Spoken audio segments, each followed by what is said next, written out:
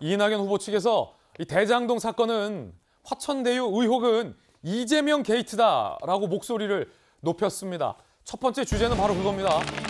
벼랑 끝에선 이낙연, 대장동은 이재명 게이트다. 이낙연 후보의 이야기부터 먼저 들어보겠습니다. 캠프에 지금 소속되신 의원님께서 지금 대장동 의혹이 있다면 나중에 화합이 어려워진다 이렇게 말씀해 주셨는데 수사에 대해서 국민들이 납득하고 수용할 수 있게 되기를 바랍니다. 그렇게 되지 못한다면 여러 문제가 민주당이나 대한민국에 생길 수 있다. 이낙연 후보 측에서는 지금 진행되고 있는 경찰과 검찰의 수사에 대해서 이낙연 후보가 지적을 했습니다. 모든 국민이 납득할 수 있도록 제대로 수사하라, 똑바로 수사하라 라는 일종의 촉구인데 이낙연 후보 측에서는 이재명 게이트라는 얘기도 나왔습니다. 민주당 내부에서 이재명 후보와 치열하게 경쟁하고 있는 이낙연 후보 측의 설훈 공동선대위원장. 유동규 씨는 이 지사의 측근 중 측근이자 신복이라는 사실을 삼척동자도 안다. 국민 절반이 대장동 사태를 이재명 게이트로 인식한다라고 이 사안을 규명했습니다. 실적 부풀리기 책임 전가 등으로 일관하는 이 지사 수사에 적극 협조하라라고 이낙연 후보 측에서 지금까지 나왔던 논평 중에서 가장 강도와 수위가 센 워딩과 논평과 표현이 나왔습니다. 이거 이재명 게이트로 국민들은 인식한다라는 겁니다.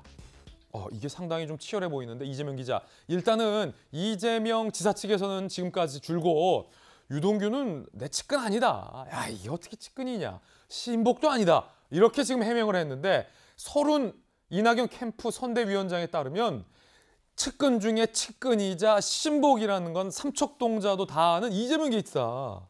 자, 이거 어떻게 된 겁니까?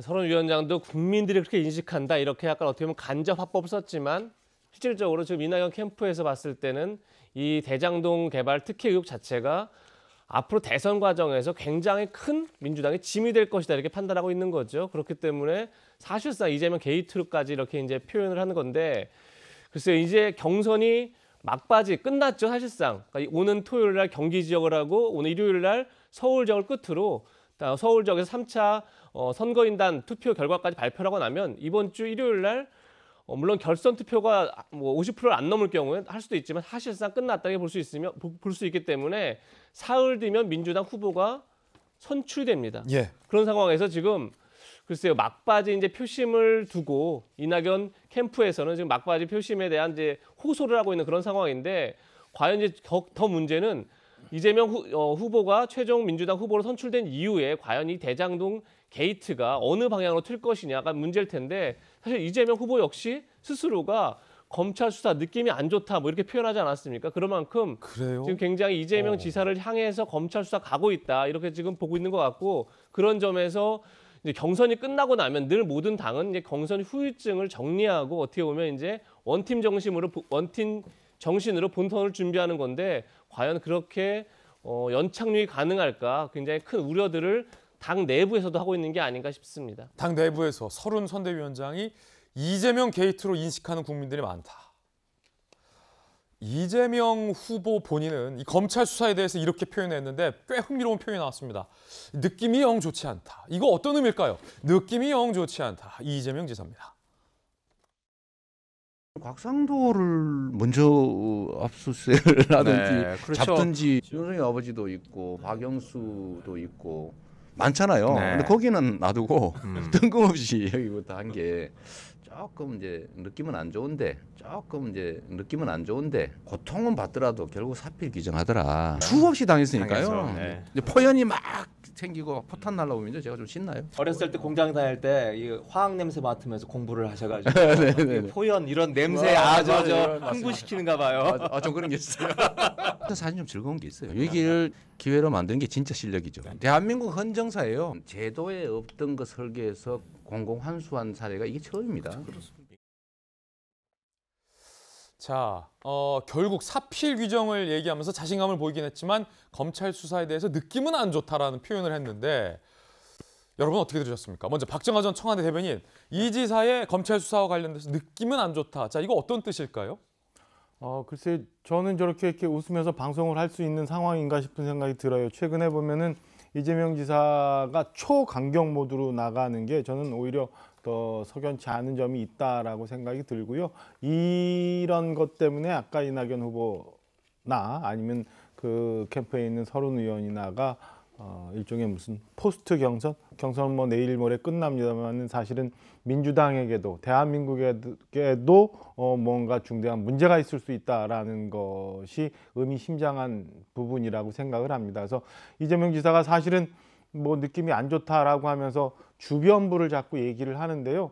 저는 이재명 지사가 뭐 유동규 씨와 관련해서 관계 문제, 그 다음에 이 수익 구조에 대해서 엄청나게 국민들이 공분하고 있는 돈잔치를 했음에도 불구하고 단군 이래 최대의 치적이다라고 하면서 초강경 모드로 나가면서 전혀 인정하지 못하는 부분들이나 뭐 선을 딱 끊고 가는 것들이 저는 여러 사람들 그러니까 민주당뿐만 아니라 국민들한테도 굉장히 우려스러운 점으로 비춰지고 있는 것 아닌가라는 생각이고요. 그런 점에서 지금 이재명 지사나 뭐 다른 분들도 이렇게 웃으면서 방송을 할 수 있는 상황인가. 오히려 저런 것들이 안에서 걱정하고 긴장하고 우려하는 것들을 내보이고 있는 것 아닌가.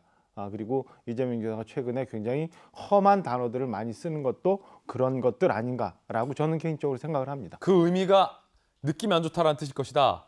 전재수 의원은 어떻게 보세요? 왜냐하면 검찰 수사가 나를 향하고 있다. 이 기분이 안 좋다라는 표현이 아니라 느낌이 안 좋다라는 표현을 했다라는 건 어떻게 봐야 됩니까?